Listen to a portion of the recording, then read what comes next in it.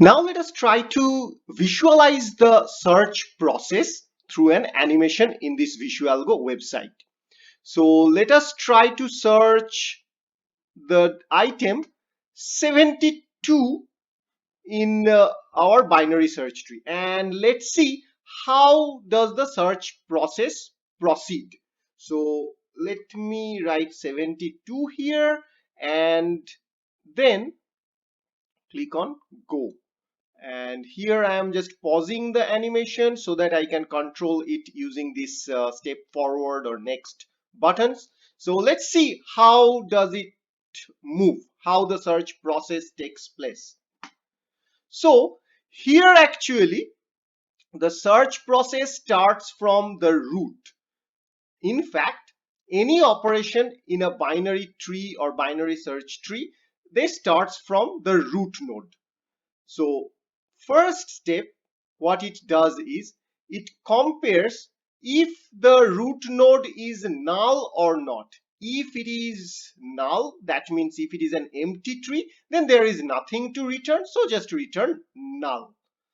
And but since 42 is not null, then it comes to this line of code. So what this line of code is doing is it is checking whether the value that you want to search, which is 72 in our case, whether that is equal to the key item or the data item stored in this node, which is 41. So it is basically checking whether 41 and 72 is equal or not. Well, of course 41 is not equal to 72, so it does not return anything. It is not a successful comparison. So what it does is it comes to the second comparison. In the second comparison, what it is doing is it is checking whether the searched item, the item that you want to search, which is 72, is greater than the key item stored in this node. That is, it is checking whether 72 is greater than 41 or not, or the other way, like 41 is less than 72 or not. And since this condition holds true, that is the parent item is smaller than the item that you want to search, so it will start focusing on the right hand side of the current parent. So what it does is it just comes to the right, that is came to 65. And after 65, the same comparison happens again. After coming to this new node 65 in the right hand side of 41, so it again checked whether 65 equals 72 or not. Well, of course not. But so it came to the second search, whether the 65 is less than 72 or not. Well, 65 is of course less than 72, and according to the binary search tree property, the search process again has to move to the right. So it came to the right hand side, that is 91 in here.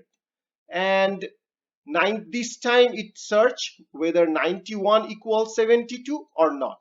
And since the comparison does not hold true, it again checks whether 91 is less than the searched value, that is 72 or not. Well, no, this time 91, that is the key item stored in the current node, is greater than the searched item.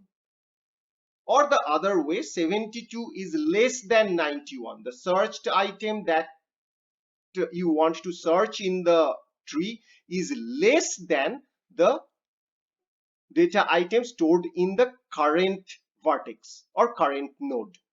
So it will focus on the left hand side this time. So it came to this else part, so it focused on the left hand side of the tree. So this time, that means it came to 72. 72 in here. Now after coming to 72, again the same thing happened.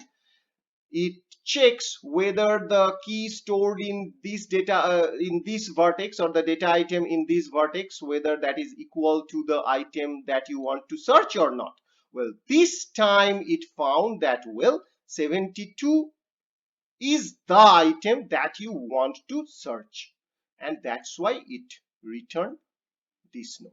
So this is a search process in binary search tree, and I hope you understood it better through this animation. Now, one thing I would like to say again, so here just try to see that how many comparison happens in this search process. So there are basically how many items in this entire pile of binary search tree. So there are almost like 1 2 3 4 5 6 7 8 9 10. So almost 10, there are 10 data items, but only 41, 65, 91, and 72. Only these four items have been compared with 72 just by leveraging the property of binary search tree. And all the other elements are simply ignored, which you cannot do in a normal array. So this is how the binaries, or in a linked list. So this is how binary search tree make the search process so efficient, and that is why it is a very, very, very important data structure.